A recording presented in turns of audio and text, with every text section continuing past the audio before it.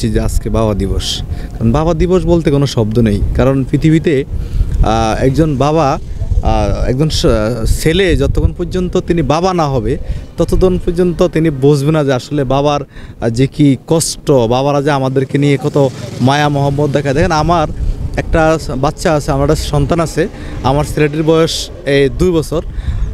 আমি যেদিন থেকে আমার এই সন্তানটি জন্মগ্রহণ করেছে, পৃথিবীতে এসেছে, সেদিন থেকে আমার বাবার প্রতি আমার ভালোবাসা, আমার দায়িত্ববোধটা অনেকটাই বেড়ে গেছে।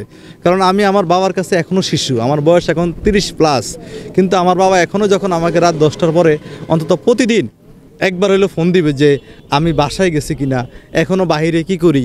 আমি যখন সকালে ঘুম থেকে উঠি, আমার বাবা আমার সর্বপ্রথম আমার বাবার ফোনটা আমি পাই যে কী অবস্থা, ইয়াসির কি করে, মানে আমার ছেলের নাম ইয়াসির, ইয়াসির কি করে। অর্থাৎ আমার বাবার যেই ভালোবাসা, যে দায়িত্ববোধ, এরা আমাকে প্রতিনিয়ত আমাকে মানে নাড়া দেয় যে আমার বাবাকে যেন আমি অন্তত আমার বাবার যে শেষ ইচ্ছা, শেষ পূরণ, আমি একজন সন্তান হিসেবে যেন আমি আমার বাবার মৃত্যুর আগের দিন পর্যন্ত আমি আমার বাবার পাশে থেকে সেই সেবাটুকু করতে পারি। এবং পৃথিবীতে প্রতিটা সন্তানই উচিত যে বাবা মার খেজমতটুকু করা। কারণ আপনি দেখেন, বৃদ্ধাশ্রম একটা জায়গা আছে, যে জায়গাটিকে আপনি গেলে দেখবেন যে অবহেলিত, মানে কত বাবারা, কত জান্নাতগুলো বৃদ্ধাশ্রমে আছে। আমি আজকের এই আপনাদের মাধ্যমে আমি ধিক্কার জানাই যে এই বৃদ্ধাশ্রমে যে বাবারা রয়েছে তাদের সন্তানদের প্রতি, যে তারা কতটা মনুষ্যত্ব নিয়ে জন্মগ্রহণ করেছে।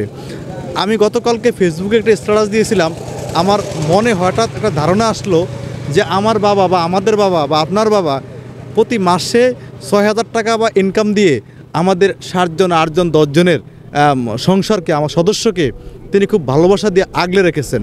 প্রতি যখন ঈদ আসতো, ঈদ আসে তিনি আমাদেরকে সবাইকে নতুন জামা দিতেন, বাবা নতুন জামা পরতেন না। কিন্তু এখন আমরা যখন এই পরিবারের 6 সদস্যর 4 সদস্যই আমরা ইনকাম করার সময় হয়েছে, আমরা বাবার 4 গুণ ইনকাম করি একজনই, কিন্তু আমাদের সেই বাবাকে আগলে রাখার মতন সেই মন মানসিকতা আমাদের নেই।